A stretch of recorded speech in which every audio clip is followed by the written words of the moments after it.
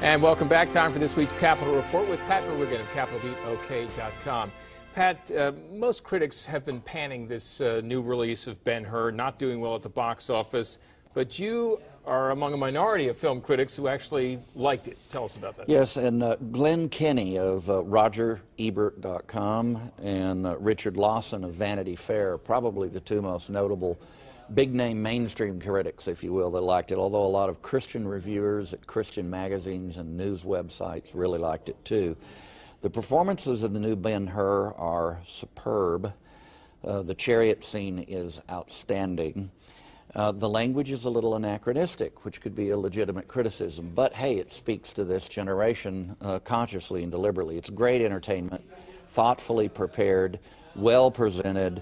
In certain aspects, it is better than the 1959 classic that we all love so much, which people forget was, you know, the third or fourth version of the original story by Lew Wallace. It's still in first run at the movie theaters, and I encourage people to see it. All right. Well, you've convinced me. I'll check it out at least. All right. Now, Pat has brought along a photograph of an outstanding group of young scholars honored by the Medina Educational Foundation in a state capitol Blue Room ceremony, Pat. Yeah, it was just nice. In the back row there is Aisha Fox, Michaela Holmes, Benjamin Abdul-Rahmin, Gabriel Abdul-Rahmin, and Toby Mitchell. In the front are some of the leaders of the group that put this together.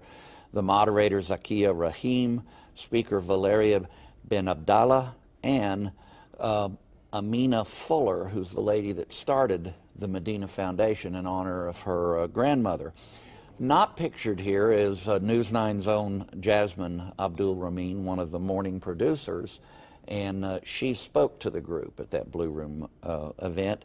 These young people you saw in the back all got scholarships to go on to college. They did very well in middle school and high school here in Oklahoma City, and we're proud of them. Absolutely. Finally, Pat traveled to Lawton recently to report on some political turmoil going on in the Comanche Nation. But Pat came back with a photograph, another photograph you want to show us, with some thoughts about the Comanche. This is certainly not my sculpture, but it is my photo, and I love that background of the clouds, so typical of western Oklahoma on a nice day.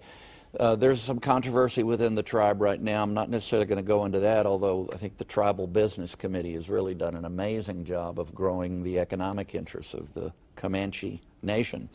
Now, 70 years ago, September 2nd, 1945, was the last day of World War II officially. That's when the surrender was signed. The Comanche, of course, fought in Europe, and the Navajo fought in the Pacific, but the Code Talkers played a very important role in America's victory. And being there that day, seeing that statue, made me think of them, and on that 70th anniversary of the end of World War II. Something good for all of us to remember. Right. You can read more about these and other topics at CapitolBeatOK.com. For Pat Merwigan, I'm Alex Cameron. Have a great day.